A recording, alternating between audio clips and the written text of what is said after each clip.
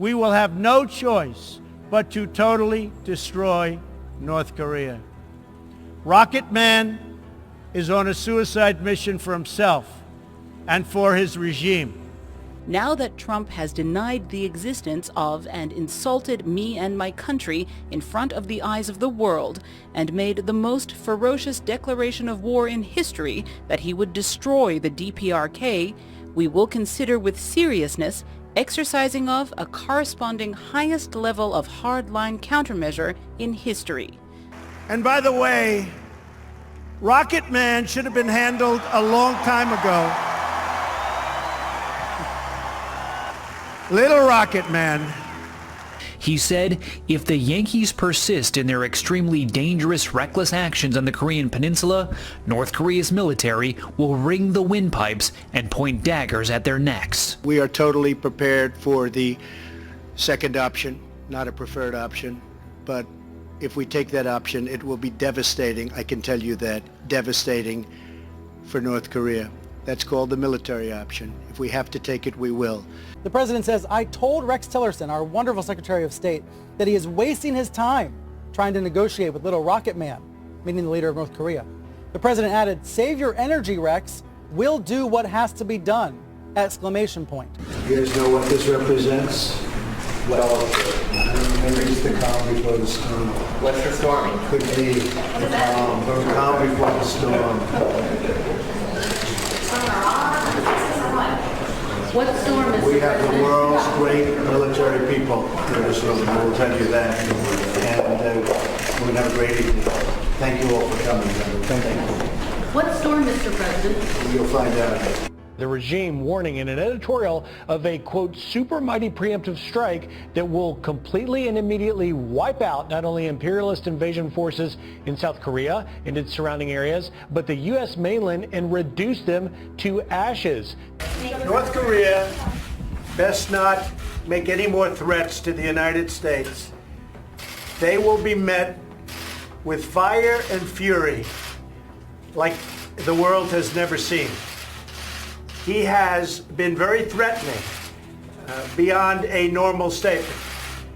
And as I said, they will be met with fire, fury, and frankly power, the likes of which this world has never seen before. The person who is chastised even by Americans as Commander-in-Grief, Lion King, President Evil, is holding the seat of the US presidency and the dangerous reality that the gambler who grew old using threats, frauds and all other schemes to acquire a patch of land holds the nuclear button. These are what constitute the gravest threat to international peace and security today. We'll handle North Korea. We're going to be able to handle it. It will be handled.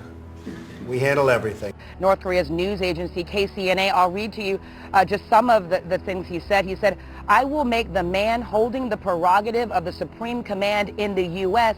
pay dearly for his speech calling for totally destroying the DPRK. That's a reference, of course, to North Korea. He also went on to say of President Trump, he is unfit to hold the prerogative of supreme command of a country. And he is surely a rogue and a gangster fond of playing with fire rather than a politician. Again, this is a reaction we're getting from Kim Jong-un to what we heard from President Trump earlier this week. He ends these remarks saying, a frightened dog barks louder. The North Korean leader vowing to make Donald Trump pay for threatening to destroy his country at the UN. In a rare direct statement to state media, Kim called Trump mentally deranged, threatening to tame him with fire, and saying he's considering, quote, the highest level of countermeasure in history. Presidents and their administrations have been talking to North Korea for 25 years. Agreements made and massive amounts of money paid. Hasn't worked. Agreements violated before the ink was dry, making fools of U.S. negotiators. Sorry, but only one thing will work. So we still don't know what that one thing is. And there's talk of North Korea carrying out an atmospheric nuclear test. That's a dangerous proposition which will be conducted in the Pacific Ocean, unlike the previous 6 nuclear tests which were contained underground. I think it could be a hydrogen bomb test on the ground of an unprecedented scale in the Pacific Ocean. That may sound like a typically vague threat, but claims of what it could mean are chilling. The North's foreign minister apparently suggesting that Pyongyang could hit back with a hydrogen bomb rocket test over the Pacific. North Korea conducted its sixth and largest nuclear test earlier this month as it presses ahead with plans to build an atomic weapon that could hit the United States. The Pentagon calculates this missile flew longer and higher than any previous North Korean attempt.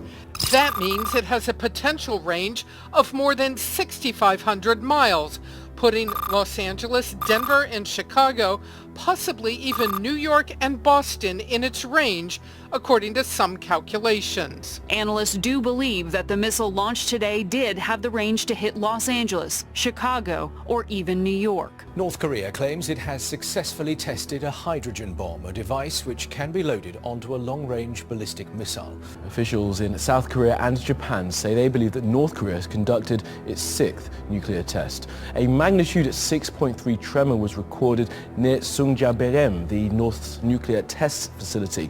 The earthquake was believed to have been triggered by an explosion. Well, Chinese authorities say they've also detected a second tremor, apparently the result of the cave collapsing in which this device was tested. Now, only a few hours earlier, Pyongyang reported that it had developed a thermonuclear weapon. The new technology can supposedly be loaded onto an intercontinental ballistic missile. Now hearing, according to the U.S. Geological Survey, that it was of a magnitude 6.3. That is an upgrade of the initial number of 5.2. We're now hearing that indeed it was a massive explosion of 6.3 on the Richter scale. We, of course, working to get more details, but we can tell you that the South Koreans and the USGS have all said that this was a man-made development, a man-made explosion. Now he's talking about a massive weapon exploding over the ocean, Pacific Ocean, which causes tremendous calamity. Where that plume goes, so goes cancer, so goes tremendous problems. And I want to tell you something, and I'm sure he's listening because he watches every word, and I guarantee you one thing, he's watching us like he never watched anybody before. That I can tell you. That I can tell you. Kim warned the situation on the Korean Peninsula was touch and go, and that a nuclear war could break out at any moment. Pyongyang's deputy ambassador to the UN, Kim In-yong, told the UN Assembly on Monday it would not discuss laying down its nuclear arms as long as the U.S. maintains its hostile policy against the regime. Kim warned the situation on the Korean Peninsula was, quote, touch and go, and went as far to say that a nuclear war could break out at any moment. We will see a horrible loss of human life. Probably 300 to 400,000 in the first week, civilian and military, probably over 2 million by the time 3 weeks is up. If I'm a North Korean commander, I will unleash the firepower of my artillery and inflict as much death and destruction on the South as I can. And in the first hours, there will literally be hundreds of thousands of artillery rounds and rockets fired to the South, and many of them into Seoul. With their reserve forces of some 6 million, I think they're the fourth largest army in the world. The scenarios that could lead to war is when Kim Jong-un believes he is threatened. And this can be an external threat by a preemptive strike from the United States, by a miscalculation of alliance military moves where he thinks the regime is subject to extreme threat. Our task will be to use air power to hold those guys off as much as we can until we can get heavier stuff in there. The first thing you got to do is to get all your stuff combat loaded on ships. Tanks, trucks, armor, artillery, infantry, all the stuff that goes with that. And that will take anywhere from 3 or 4 days for the U.S. Marine Corps guys coming in out of Japan to almost 3 weeks for the heavy tanks to come in all the way from Texas. The North Koreans have about 2 to 3 weeks of stocks, ammunition, food, fuel, etc., to fight a war. That's all they got. So their war plan has to include accomplishing all of the goals that they have within that short time frame, because after that, they're living off the land. As the war starts to go bad for them, most units will start to collapse. Once their army starts to collapse, it's going to be a very, very rapid de-escalation of conflict.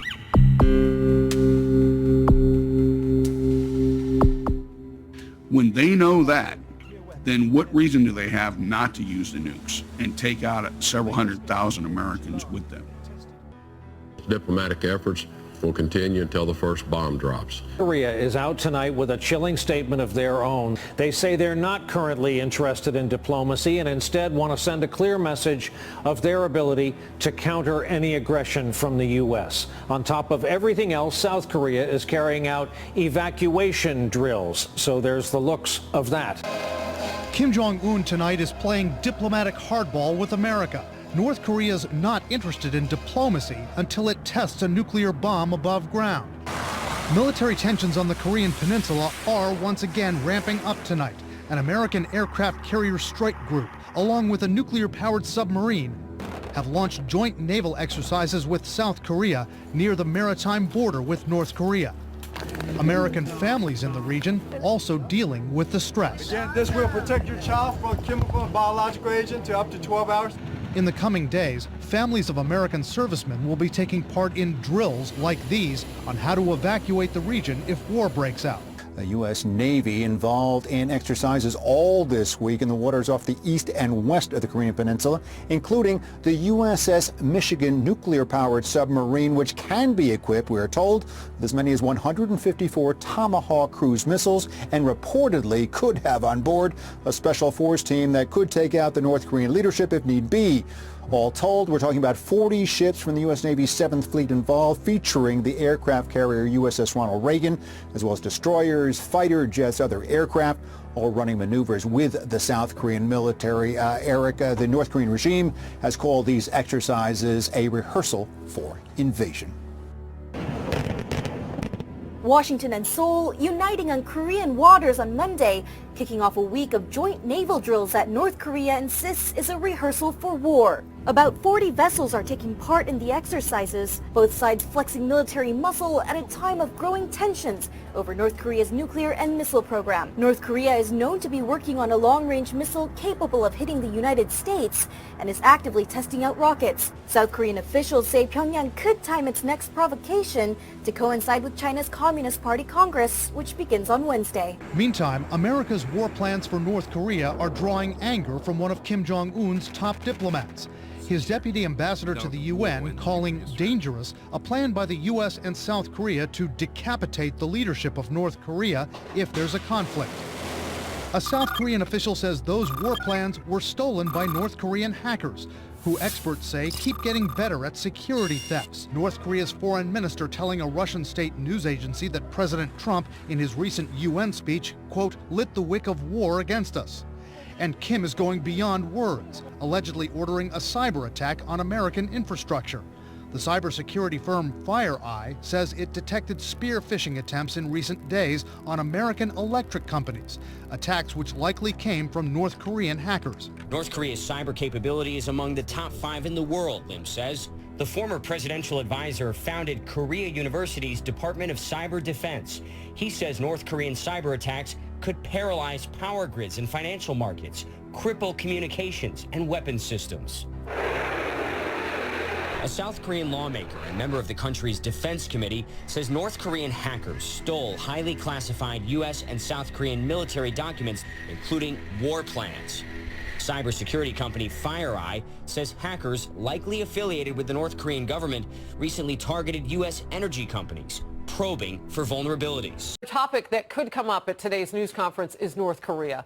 That regime's deputy UN ambassador reportedly has issued a new threat to the United States, according to Reuters. In a prepared statement, he warned nuclear war could break out at any moment, and the entire U.S. mainland is within their firing range. But just this weekend, Secretary of State Rex Tillerson said President Trump is encouraging him to keep working on diplomacy. has made it clear to me to continue my diplomatic efforts, which we are, and we will, as I've told others, those diplomatic efforts will continue until the first bomb drops.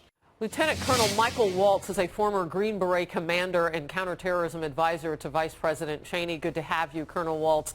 As you look at this situation, and we're hearing people like Ambassador John Bolton say, we are now at the point where the next move they make, we may have to respond to militarily. Well, I think Ambassador Bolton is absolutely right in that time is not on our side. The North Koreans have been marching towards this capability for 30 years, and just over the last couple of years, they've developed an ICBM that can strike the west coast of the United States, conflicting reports on whether they can miniaturize a nuclear warhead, tested a hydrogen bomb, and I think what we're going to see going forward is the development of a three-stage ICBM that can strike anywhere in the world, increasingly moving to mobile launchers, which makes it a lot harder for us to get at, and a move from liquid fuel to solid fuel, which means they can launch them a lot faster. So our diplomatic and economic sanction efforts need to have a real sense of urgency, and I'm okay with the president's tough rhetoric because I think that's what it's going to take to change the calculus in the region with the Chinese in particular. So I want to ask you about that because I know that you have kind of a different take on how that tough rhetoric actually fits in with diplomacy, because the president's critics have said that they have concerns that the president is escalating rhetoric in making things worse. You say what? Well, I say that actually the credible threat of military force is what makes our diplomacy effective. It's that belief with Kim Jong-un and the Chinese leader Xi that we will actually take this program out and take this regime out rather than accept some type of détente. It is that belief that is going to, I think, make them finally take action. The Chinese could choke off the North Korean regime economically tomorrow if it wanted to, but right now it sees this as a United States problem and a South Korean problem, not their problem. That's the dynamic that has to change. And, when you talk about those sanctions, you've got the UN sanctions, the Treasury secondary sanctions, the Chinese banking sanctions all together. How much difference are they making right now? Well, the Chinese are very good at kind of agreeing to things publicly, but then not actually enforcing. And so it's that enforcement piece where we have to hold their feet to the fire. And on the secondary side, that means we are actually sanctioning Chinese entities who do business with North Korea. I want to see us, on the diplomatic side, expand a coalition of others, Europeans, the Australians, Southeast Asia, that are also sanctioning those Chinese regime, those Chinese entities. It's only when China feels the economic kind of pain from its business with North Korea do I think they'll actually take action. All right, let's talk about the military. Colonel Waltz, what does it look like if we do have to stick a foot in? Because it won't be a toe. It'll be a foot if we have to respond to something. Who gets on board? You just name those nations that are getting on board with sanctions, but who gets on board militarily with us? Well, listen, make no mistake, the military option is as awful as described. We will lose thousands, if not hundreds of thousands of civilians if war breaks out on the North Korean peninsula. And I think there are steps that we can take to change the security dynamic, again, from the Chinese standpoint, before we get to a preemptive strike. That is, we could reintroduce tactical nukes back into South Korea. We had those up until the 90s. The Japanese are looking at going offensive with their military, which right now is precluded by their constitution. So I think if China looks at the security landscape and sees things moving in a direction it doesn't like, again, it might finally take action. So, I guess the worry is that China may take too long and that the clock is not really ticking the way it is for North Korea and China simultaneously. China can kind of sit back and feel the weight of the sanctions, but if North Korea just calls on a Wednesday and says, or doesn't, and does something without calling, that they're ready to go with their nukes, I mean, are the timetables going to link up? Can we wait for China to make a decision to get tough? Well, that is, Harris, the critical question, and what I would expect President Trump is going to be raising with Chinese President Xi in his Asia trip that's upcoming. The key policy question for us is how long, and again, these are only intelligence estimates, but how far do we let North Korea progress towards actually being able to launch an offensive nuclear strike before we decide time's up? And, I can't imagine, one thing that's worth reminding folks is our ground-based missile defense. Those are the ones that hit these things in space, based in the United States and California and Alaska, is only about 50% effective. I'm not willing to roll the dice, and I don't suspect this president is either. As we mentioned, I traveled some 7,000 miles to the Sea of Japan this week, and it really felt like a world away from the political rancor here at home. The men and women who stand ready to protect this nation and its allies are laser focused on the mission and unrattled by the escalating threat of conflict with North Korea. The Sea of Japan is bristling with warships. This is the USS Ronald Reagan, a nuclear-powered aircraft carrier where the roar of fighter jets is constant. The 5,000 sailors on board conducting 5 days of drills with South Korean counterparts. North Korea calling the exercise a provocation, accusing the allies of trying to frantically start a nuclear war. In Washington on Thursday, the director of the CIA saying North Korea is mere months away from being able to hit the United States with a nuclear weapon. We ought to behave as if we are on the cusp of them achieving that objective. And the president's national security advisor warning patience is running thin. We are in a race to resolve this short of military action. We're not out of time, but we are running out of time. We're running out of time. Landing on the Reagan this week, a tailhook trap, the intensity of the exercises is evident. Obviously, everyone is aware of the tension on the peninsula right now. Does that factor into your exercises? We live with this type of stuff in balance all the time, and we're very keen, I think, and aware of the tension. This is the carrier's third trip to the Sea of Japan in the last 5 months. The same waters where many of the missiles North Korea has launched have come crashing down. The training that we conduct is about being ready to respond and ready to respond to whatever happens. I have control of everything that moves on the flight deck and on the hangar bay. 1 plus 30-minute cycle. We could launch an event from anywhere from 12 to 15 to 20 plus aircraft. With so many moving parts, live bombs and missiles, and no margin of error, coordination of every movement during these complex exercises is critical. And just before the fighter jet hits the deck, it goes to full power in case it doesn't hit any of the wires. Too high and you're not going to stop too low, it can get catastrophic pretty quickly. So we have the best pilots in the world out here, but any deviation from glide slope or center line can end poorly quickly. Commander Alex Hampton, call sign Waldo, has been flying for 16 years and is pretty confident that the U.S. Navy can outmaneuver Kim Jong-un. The ability to target an aircraft and our ability to defend ourselves makes me feel pretty good. So from a personal standpoint, I'm not alarmed. This carrier is only part of the military presence. The Marine Corps is leading the charge as well. We are now at Iwakuni Marine Corps Air Station in Japan. This is the F-35. There's a squadron of F-35s here. These are the most sophisticated airplanes in the U.S. arsenal. Major Bijan Durakshan has been taking part in the exercises, flying the F-35. We're kind of the nation's crisis response force, and we train to fight tonight, and we will fight and win tonight. And with the region remaining on the brink, they have to be ready to fight tonight.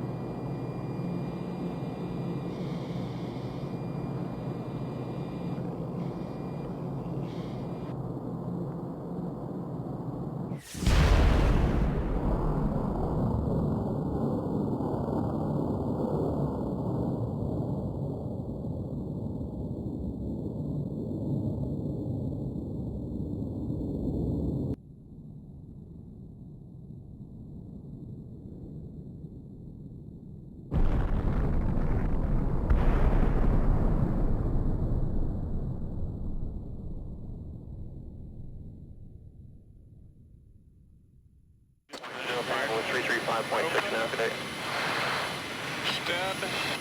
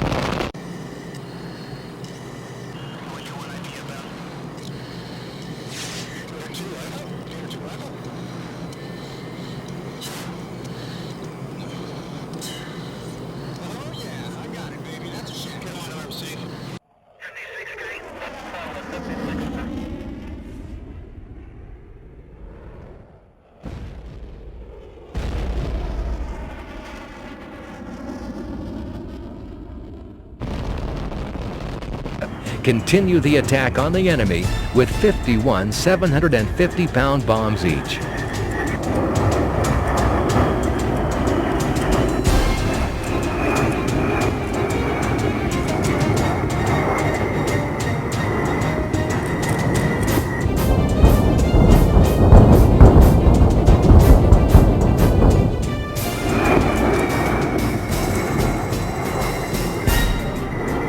Please watch the big screen for a replay of the action.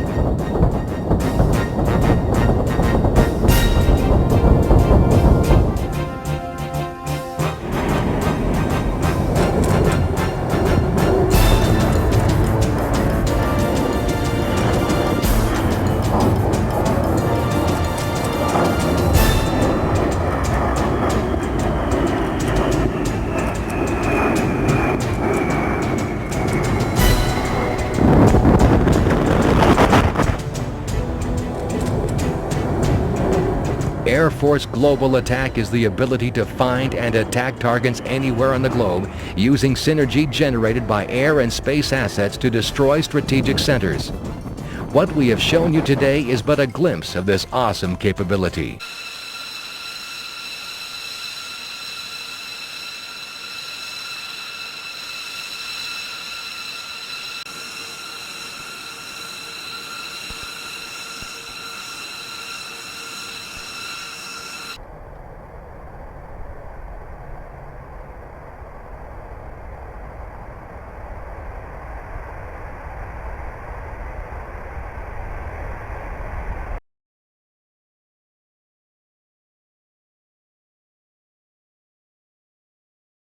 We will have no choice but to totally destroy North Korea.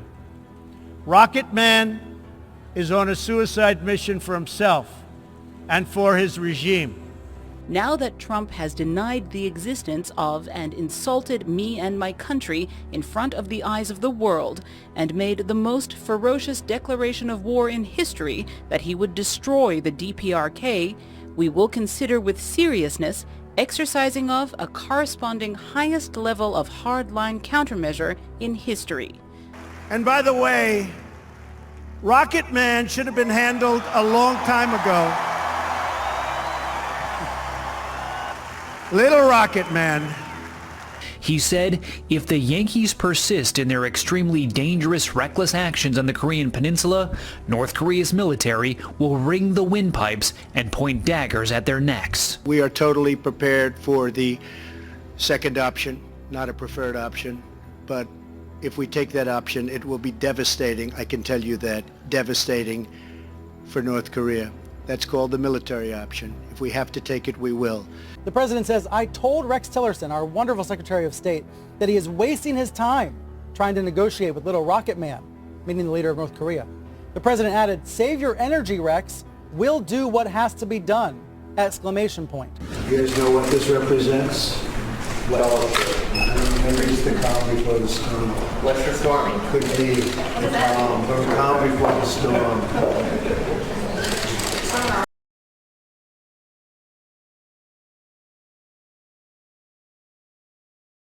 We will have no choice but to totally destroy North Korea. Rocket Man is on a suicide mission for himself and for his regime. Now that Trump has denied the existence of and insulted me and my country in front of the eyes of the world and made the most ferocious declaration of war in history that he would destroy the DPRK, we will consider with seriousness exercising of a corresponding highest level of hardline countermeasure in history. And by the way, Rocket Man should have been handled a long time ago. Little Rocket Man. He said, if the Yankees persist in their extremely dangerous, reckless actions on the Korean peninsula, North Korea's military will ring the windpipes and point daggers at their necks. We are totally prepared for the second option, not a preferred option, but if we take that option, it will be devastating. I can tell you that. Devastating for North Korea. That's called the military option. If we have to take it, we will. The president says, "I told Rex Tillerson, our wonderful Secretary of State, that he is wasting his time trying to negotiate with little Rocket Man," meaning the leader of North Korea. The president added, "Save your energy, Rex. We'll do what has to be done!" Exclamation point. You guys know what this represents? Well, remember just the calm before the storm. What's the storming? Could be the calm before the storm. What storm is it?